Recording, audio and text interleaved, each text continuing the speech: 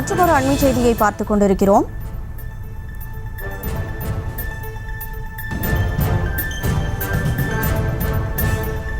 கள்ளக்குறிச்சியில் தற்போது அண்ணாமலையின் உருவ பொம்மை எரிப்பு என தகவல் வெளியாகி இருக்கிறது. கள்ளக்குறிச்சியில் தமிழக பாஜக தலைவர் அண்ணாமலையை கண்டித்து காங்கிரசார் போராட்டத்தில் ஈடுபட்டிருக்கிறார்கள். அவரது உருவ பொம்மையை எரிக்க முயன்றபோது காங்கிரஸை தடுத்து நிறுத்தி காவலர்கள் நடவடிக்கை மேற்கொண்டிருக்கிறார்கள். கூடுதல் விவரங்களை வழங்குவதற்காக செய்தியாளர் சத்யமூர்த்தி இணைப்பில் இருக்கிறார். வணக்கம் சத்யமூர்த்தி, என்ன நடந்தது, முழு விவரம்? வணக்கம் கனிமொழி. கள்ளக்குறிச்சியில் பாஜக மாநில தலைவர் அண்ணாமலையை கண்டித்து காங்கிரஸ் கட்சியினர் இன்று போராட்டத்தில் ஈடுபட்டிருந்தார்கள்.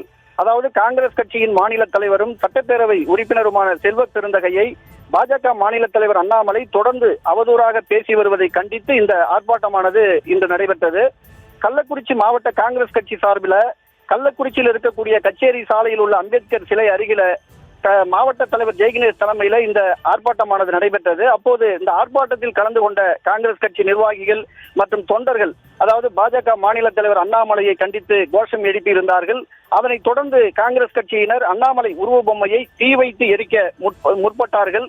அப்போது அங்கு பாதுகாப்பு பணியில் இருந்த போலீசார் உடனடியாக வந்து அந்த உருவ பொம்மையை கைப்பற்றி அதை எடுத்து சென்றார்கள்.